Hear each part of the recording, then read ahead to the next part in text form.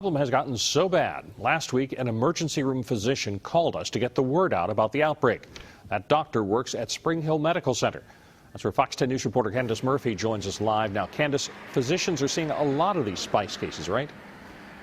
Yeah, they sure are, Bob. This hospital alone is averaging up to 5 severe cases a day, and this drug does not discriminate. Today we sat down with a man who just got out of jail, and he's only 20 years old. He says he's been addicted to spice for about a year. I couldn't sleep, couldn't eat, go days, weeks without eating, sleeping. If I didn't have it, I would not eat or sleep.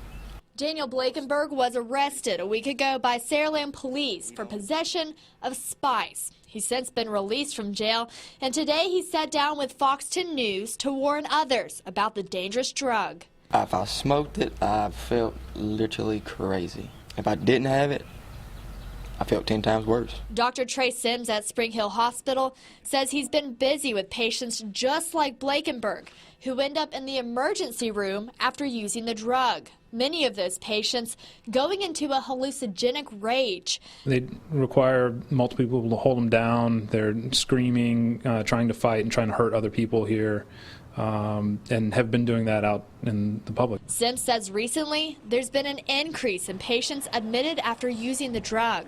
Now, this is the worst we've seen because it's so often and the reactions are so severe. Formerly we'd see maybe 1 or 2 a week, and now we're seeing 4 or 5 a day. Sims says the patients have been between 18 and 30 and believes the public, specifically parents, need to be aware. We don't know what's in it. The batches that are made aren't regulated. Terrible reactions can come from it, and there's no way of knowing before you take it. I'd go without eating, I'd go without changing clothes, without showering. I just didn't care. Didn't have no respect for myself nor anybody else. Now, doctors at USA Mobile Infirmary are reporting similar outbreaks as well. Some of the patients admit they're getting this stuff from gas stations and friends. For now, reporting live outside Spring Hill Medical Center, I'm Candace Murphy, Fox 10 News. Thanks, Candace. Now, Fox 10 News first started alerting you to this spice problem back in November.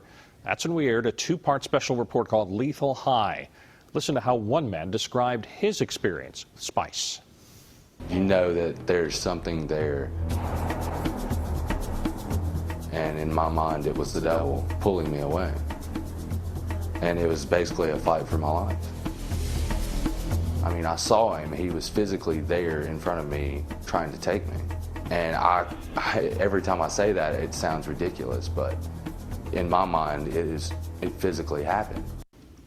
Now, if that doesn't get your attention, maybe this will. The Office of National Drug Control Policy says spice consists of things like dried lettuce leaves mixed with fertilizer that's been laced with a synthetic cannabinoid which mimics THC. That's the primary psychoactive ingredient in marijuana. Spice is frequently branded as incense or potpourri, and although the label says it's not intended for human consumption, it often is used as synthetic marijuana. It comes in names like K2, fake weed, Yucatan fire, skunk, and moon rocks. Last year, federal agencies seized so much of the chemical compound that makes up spice, they're actually running out of room to store it.